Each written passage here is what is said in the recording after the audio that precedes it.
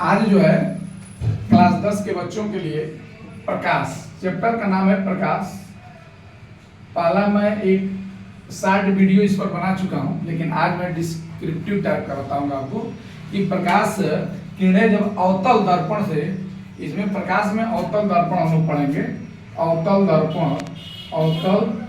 दर्पण द्वारा बना प्रतिबिंब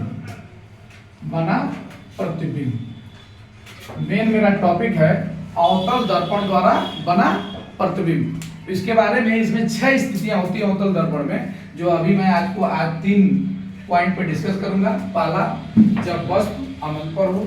दूसरा, जब वस्तु अनंत और वक्रता केंद्र के बीच हो। और तीसरा, जब वस्तु वक्रता केंद्र पर हो।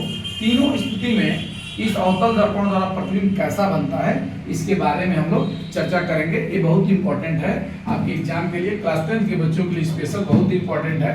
तो क्वेश्चन है, प्रश्न ये है कि जब वस्तु अनंत पर हो, देखिए जब वस्तु अनंत पर होगी तो आप ध्यान दीजिएगा, ये आपका अवतल दर्पण है, ये आपका पोल है, और ये मिरर M1 to M2 है और P है, और ये जो बीचों बीच अक्ष होता है ये मुख्य अक्ष कहलाता है। इसको हम कहते हैं मुख्य अक्ष। क्या कहते हैं? मुख्य अक्ष कहलाता है। और इसके बाद ये वक्रता केंद्र है, इसका पूरे का जब सर्किल बनाएंगे, एक खोखला बनाएंगे, उसका केंद्र जो है, और वक्रता केंद्र और पोल के ठीक बीचों बीच में मुख्य फोकस होता है, जिसको हम कैपिटल F से दिखाते हैं। कैपिटल F से दिखाते हैं। इस स्थिति में यदि वस्तु हम लेते हैं BA, वस्तु क्या लेंगे BA, तो यदि ये किरण जो है मुख्य फोकस से होकर जाती है और दर्पण पर पड़ने के पश्चात वह परावर्तित होकर, यदि मान लीजिए इसको हम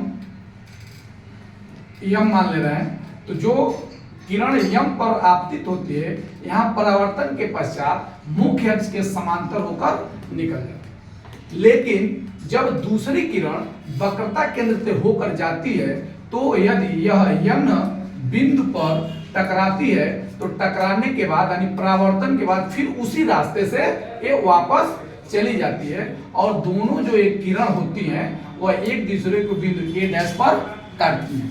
जो A' पर काटती हैं, इसका प्रतिबिंब B', प्राप्त होता है। इसका जो मुख्य प्रतिबिंब है इस अनंत पर रखी वस्तु का B', प्राप्त होता है।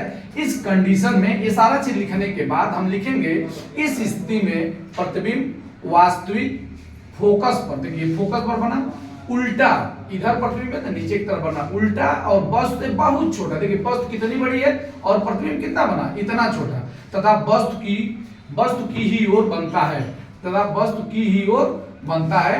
या हम ले सकते हैं कि वस्तु की ही ओर बनता है, या हम यह कह सकते हैं कि जो वस्तु है चूंकि अनंत से आ रही है, तो इसका प्रतिबिंब जो है फोकस पर ही बनता है, इसीलिए उसको हम वस्तु की ओर लिखा है।